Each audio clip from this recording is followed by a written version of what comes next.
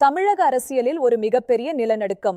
108 தமிழக வெற்றிக் கழக சட்டமன்ற உறுப்பினர்களும் ஒரே நேரத்தில் ராஜினாமா செய்தால் என்ன நடக்கும்? இது தமிழ்நாட்டை ஒரு புதிய பொதுத் தேர்தலுக்கு இட்டுச் செல்லுமா அல்லது காலிப் பணியிடங்களுக்கு இடைத்தேர்தல் மட்டுமே நடத்தப்படுமா?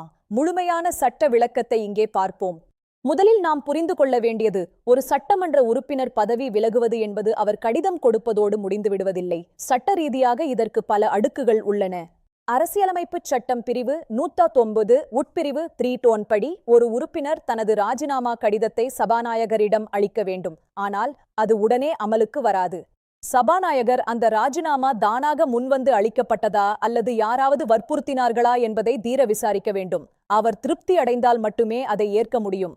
சபாநாயகருக்கு ஏதேனும் சந்தேகம் இருந்தால் அல்லது அது ஒரு அரசியல் சூழ்ச்சி என்று கருதினால் அவர் அந்த ராஜினாமாவை நிராகரிக்கவும் முழு அதிகாரம் உண்டு. சரி, 108 உறுப்பினர்களின் ராஜினாமா ஏற்கப்பட்டால் என்ன ஆகும்? இது மொத்த அவையையும் கலைக்க போதுமானதா? இங்கேதான் சட்டம் மிகவும் நுணுக்கமானது. மக்கள் பிரதிநிதித்துவ சட்டம் 1951 பிரிவு 151 படி ஒரு தொகுதி காலியானால் 6 மாதங்களுக்குள் அங்கு இடைத்தேர்தல் நடத்தப்பட வேண்டும். சட்டமன்றத்தின் பதவிக்காலம் முடிவடைய ஒரு ஆண்டிற்கு மேல் இருந்தால் அந்த 108 தொகுதிகளுக்கும் இடைத்தேர்தல் நடத்துவதே தேர்தல் ஆணையத்தின் முதல் கடமை. ஆனால் இந்த 108 உறுப்பினர்களின் விலகலால் தற்போதைய அரசு தனது மெஜாரிட்டியை இழந்தால் மட்டுமே மாநிலம் ஒரு பொதுத் தேர்தலை நோக்கி நகர முடியும். 112 என்ற மேஜிக் எண்ணை ஆளும் கட்சியால் தக்கவைக்க முடியாவிட்டால் ஆளுநர் தலையிட வேண்டிய சூழல் உருவாகும். இது ஒரு மிகப்பெரிய அரசியலமைப்பு முடக்கத்திற்கு வழிவகுக்கும். ஆளுநர் மற்ற கட்சிகளை ஆட்சி அமைக்க அழைக்கலாம், அல்லது நிலைமை சீராக இல்லை என்றால் சட்டமன்றத்தை கலைத்துவிட்டு குடியரசுத் தலைவர் ஆட்சியை பரிந்துரைக்கலாம். தமிழக வெற்றிக் கழகம் ஏன் இந்த அஸ்திரத்தை கையில் எடுக்க வேண்டும்? இது மற்ற கட்சிகளின் கொல்லைப்புற அரசியலை தடுக்க எடுக்கப்படும் ஒரு தீவிர நடவடிக்கையாகவே பார்க்கப்படுகிறது. கட்சித் தாவல் தடை சட்டத்தில் இருந்து தப்பிக்கவும் மக்களிடம் மீண்டும் சென்று புதிய ஆணையை பெறவும் இந்த ராஜினாமா ஒரு வழியாக அமையும்.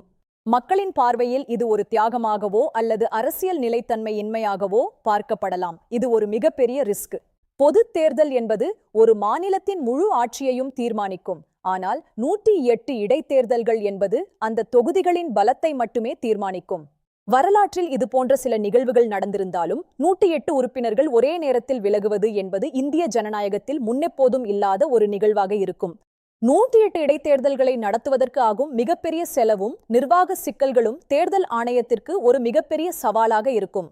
மக்களின் அன்றாட வாழ்க்கை மற்றும் மாநிலத்தின் திட்டங்கள் இந்த அரசியல் குழப்பத்தால் முடங்கும் அபாயம் உள்ளது. இது ஒரு மிகப்பெரிய சமூக தாக்கத்தை ஏற்படுத்தும். நிச்சயமாக நீதிமன்றம் இதில் தலையிடும். ராஜினாமாவின் பின்னணி மற்றும் சட்ட ஒழுங்கு குறித்து உயர் நீதிமன்றம் அல்லது உச்ச நீதிமன்றம் முக்கிய உத்தரவுகளை பிறப்பிக்கலாம். தமிழக வெற்றிக் கழகத்தின் கொடியில் உள்ள யானைகளும் வாகை மலரும் வெற்றியின் அடையாளமாக இருந்தாலும் இந்த அரசியல் போர் முறை அவர்களுக்கு வெற்றியை தருமா? ஒருவேளை சபாநாயகர் ராஜினாமாவை ஏற்கவில்லை என்றால் 60 நாட்கள் அவைக்கு வராமல் இருந்து பதவி இழக்கும் 60 நாட்கள் விதியும் இங்கே ஒரு தந்திரமாக பயன்படுத்தப்படலாம். பல தசாப்தங்களாக இருந்து வந்த திராவிட கட்சிகளின் ஆதிக்கத்தை இந்த ஒரு அதிரடி முடிவு தகர்க்குமா என்பதுதான் அனைவரின் எதிர்பார்ப்பு. விஜயின் இந்த அரசியல் வியூகம் அவருக்கு ஒரு வலிமையான தலைவராக பெயரை தருமா அல்லது ஒரு அரசியல் நெருக்கடியின் முகமாக மாற்றுமா? சுருக்கமாகச் சொன்னால் 108 ராஜினாமாக்கள் என்பது வெறும் தேர்தல் கணக்கு மட்டுமல்ல, அது ஒரு மிகப்பெரிய அரசியலமைப்பு சவாலாகும். அரசியல் அறத்திற்கும் தேர்தல் தந்திரத்திற்கும் இடையிலான இந்த போர் தமிழ்நாட்டின் தலையெழுத்தையே மாற்றக்கூடும். சட்டத்தின் பிடி இங்கே மிக உறுதியாக உள்ளது. இறுதி முடிவு என்பது ஆளுநரின் கைகளிலும் அவர் எடுக்கும் பாரபட்சமற்ற முடிவுகளிலுமே தங்கியுள்ளது. இது ஒரு நெருப்பு வளையம் போன்றது. மக்களிடையே இது குறித்த விவாதம் இப்போதே தொடங்கிவிட்டது. இது ஜனநாயகத்தை வலுப்படுத்துமா அல்லது பலவீனப்படுத்துமா என்பது விவாதத்திற்குரியது. ஒரு இடைக்கால அரசாங்கம் அல்லது அதிகாரிகளின் ஆட்சி என்பது ஒரு மாநிலத்தின் வளர்ச்சியை தற்காலிகமாக முடக்கக்கூடும். இது பொதுமக்களுக்கு பெரிய பாதிப்பை தரும். ஊடகங்களில் இது ஒரு பிரேக்கிங் நியூஸ் ஆக மட்டும் இருக்காது. ஒவ்வொரு சட்ட நிபுணரும் ஒவ்வொரு விதமான விளக்கங்களை அளிக்கத் தொடங்குவார்கள். கட்சித் தாவல் தடை சட்டத்தில் இருந்து தப்பிக்க ராஜினாமா என்பது ஒரு பழைய யுக்தியாக இருந்தாலும் இவ்வளவு பெரிய அளவில் அது பயன்படுத்தப்படுவது இதுவே முதல் முறை. தமிழகத்தின் எதிர்காலம் ஒரு மிகப்பெரிய கேள்விக்குறியாக மாறும் சூழல் இது. 2026 தேர்தல் முடிவுகள் இத்தகைய ஒரு முடிவை நோக்கி தள்ளினால் என்ன ஆகும்? ஒவ்வொரு சட்டப் பிரிவும் ஒவ்வொரு வழிகாட்டுதலை கொண்டுள்ளது. இவை அனைத்தும் ஒன்றிணைந்து செயல்படும்போது மட்டுமே ஒரு தெளிவான முடிவு கிடைக்கும். 108 என்ற இந்த எண் தமிழக வெற்றிக் கழகத்தின் பலமாகவும் இருக்கலாம் அல்லது ஒரு மிகப்பெரிய அரசியல் சிக்கலாகவும் மாறலாம். ராஜினாமா என்பது ஒரு இறுதி ஆயுதம். தேர்தல் ஆணையம் இவ்வளவு குறுகிய காலத்தில் 108 தேர்தல்களை நடத்த தயாராக இருக்கிறதா? இது இந்தியாவின் மிகப்பெரிய தேர்தல் சவாலாக மாறும். ஆட்சி நீடிக்க வேண்டுமா அல்லது மக்கள் தீர்ப்புக்கு செல்ல வேண்டுமா? இந்த தார்மீக கேள்விக்கு விடை காண்பது எளிதானதல்ல.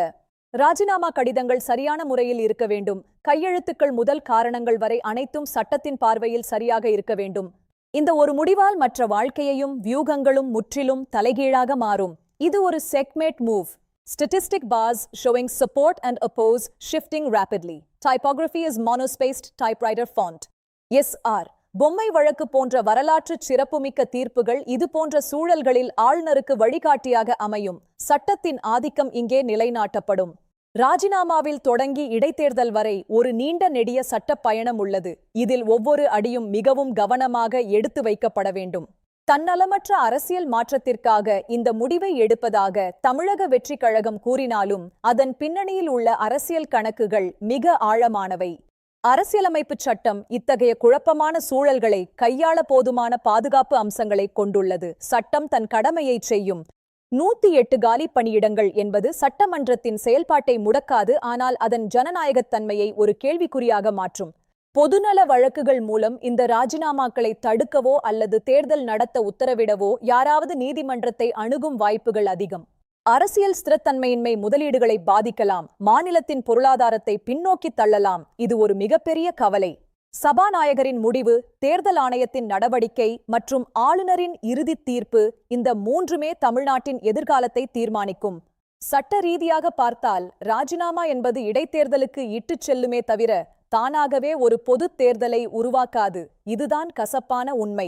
தமிழக வெற்றிக் கழகத்தின் இந்த அதிரடி முடிவு ஒரு புரட்சியா அல்லது அரசியல் முடக்கமா? தமிழ்நாட்டின் அரசியல் களம் ஒரு மிகப்பெரிய மாற்றத்தை சந்திக்குமா? உங்களுடைய கருத்து என்ன? இது தமிழ்நாட்டிற்கு நன்மையா அல்லது தேவையற்ற ஒரு நெருக்கடியா? கீழே கமெண்ட் செய்யுங்கள். நன்றி.